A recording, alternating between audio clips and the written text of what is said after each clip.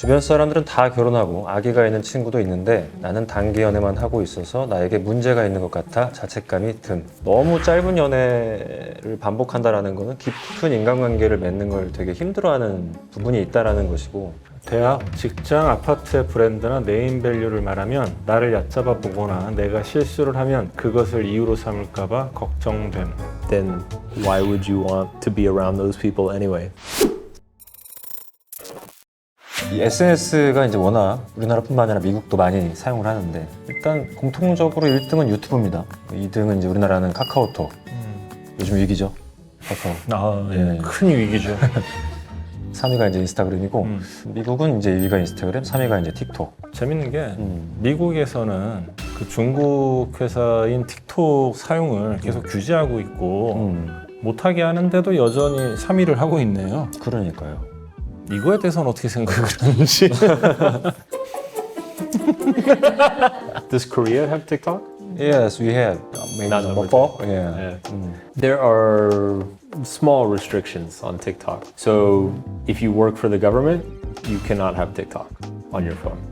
But everybody else, TikTok for everybody. 아, 근데 페이스북은 이제 미국 사람들도 안 쓰나 보네요. It's for old people. Old people.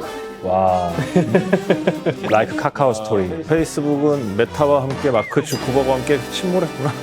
넷플릭스 다큐멘터리 나와요. 아, 그 되게 인상적이었는데, 인스타그램을 보면은 매일매일 너무 화려한 파티를 하면서 사는 것 같고, 그 다음에 페이스북을 보면은 다들 결혼해서 애 낳고 사는 것 같고, 트위터를 보면은 하루하루가 전쟁 같다고 그렇게 표현했던 것 같아. 근데 유독 유튜브랑 인스타그램이 이제 인기가 많은 이유가 뭐라고 생각하시는지, 얘네들로 인해서 나타날 수 있는 사회적인 현상, 안 좋은 혹은 좋은 영향은 뭐가 있을지 얘기를 해주실 수 있을까요? I think it's very simple. I think YouTube and Instagram have the best algorithms. They are the best at understanding what the user enjoys and showing the right amount of variety and consistency to keep them using it. The positive and negative effects of social media.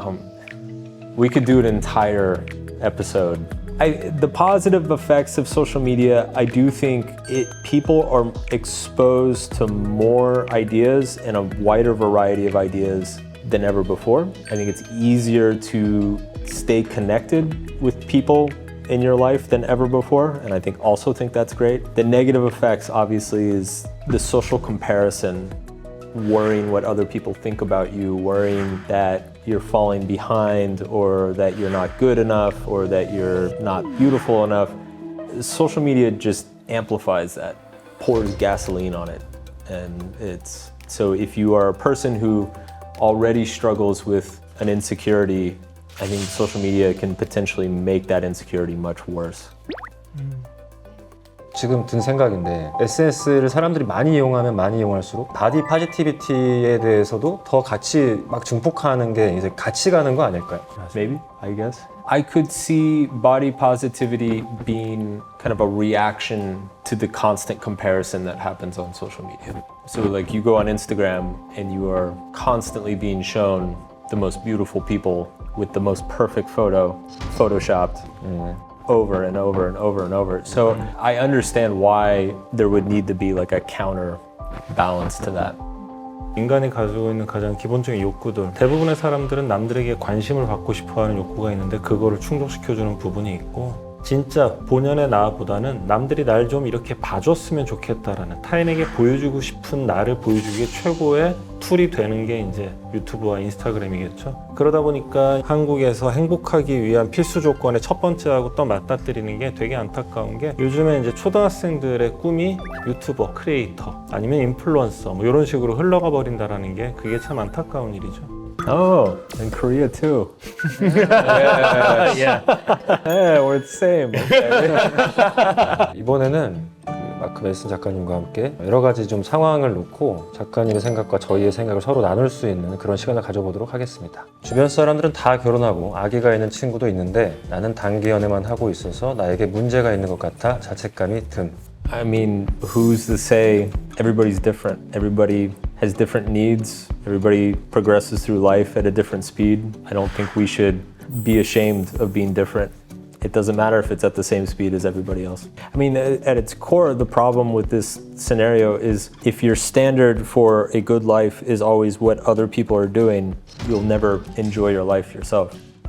단기 연애만 하는 것 때문에 저를 찾아온 분도 있거든요. 계속 단기 연애만 반복하는 문제 때문에. 단기 연애의 기준이라는 게 사람마다 뭐 다를 수 있겠지만 너무 짧은 연애를 반복한다라는 거는 깊은 인간관계를 맺는 걸 되게 힘들어하는 부분이 있다라는 것이고, 깊은 인간관계를 맺기 어려워하는 부분에 대해서 내 문제가 또 있을 수 있거든요. 그래서 내가 문제라고 생각이 들 정도로 단기 연애만을 반복한다면 나한테 어떤 문제가 있는지에 대해서는 전문가를 만나서 상담을 좀 받아보고 내 문제에 대해서 좀 알아볼 수 있는 그런 기회를 갖는 게 좀 중요하다고 생각을 합니다. 깊은 인간관계를 어려워하는 분들은 이제 뭐 케이스가 다양할 수 있지만 뭐 회피적인 성향이 있을 수도 있고, 내가 관계를 맺는 방식이 내 주된 양육자와의 관계를 재현하는 경우들이 많은데 그 관계가 어렸을 때부터 좀 안 좋았었을 수도 있고, 이런 것들이 있을 수 있거든요. 그래서 그거에 대해서는 혼자서 해결하기는 좀 어려운 것 같고, 전문가를 통해서 확인을 하고 상담을 해가면서 더 다른 방향으로 다른 선택을 할 수도 있다, 이렇게 전달을 드리고 싶네요.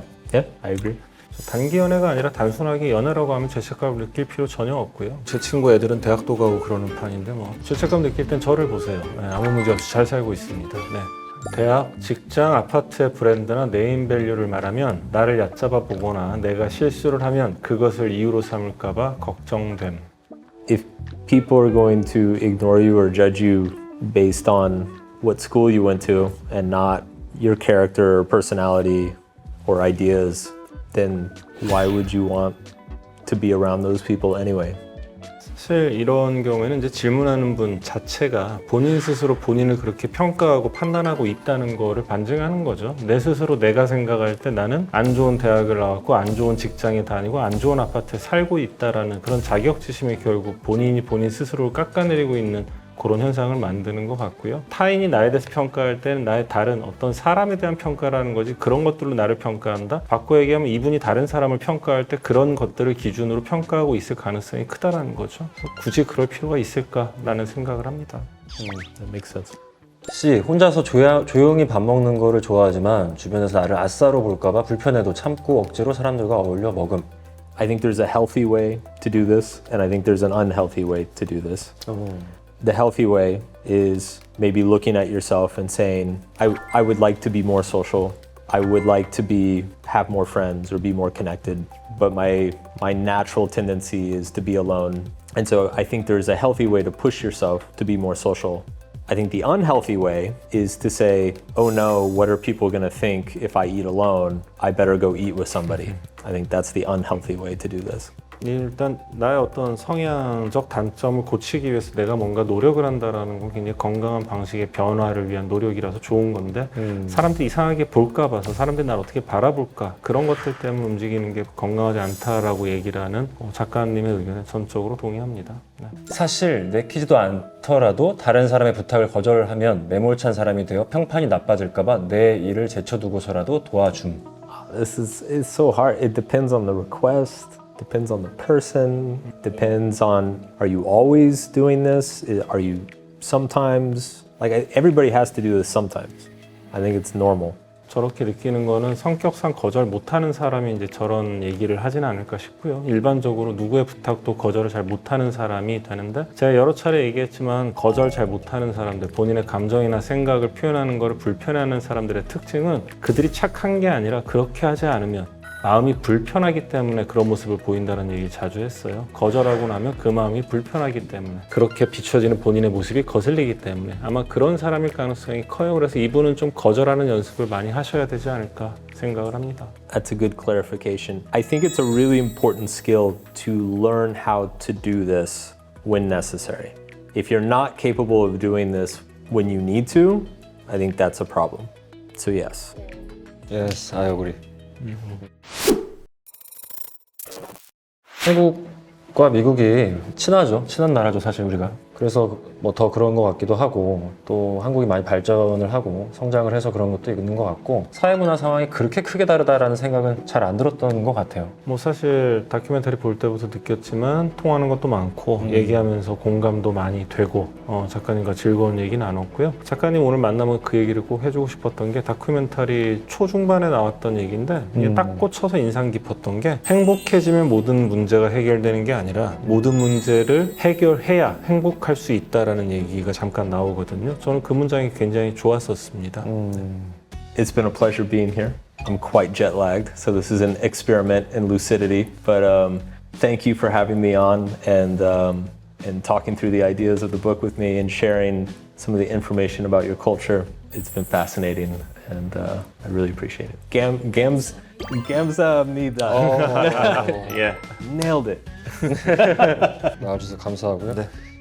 부디 퍽은 아니었기를. 예. 3, 2, 1. Okay. 영태들. 안녕.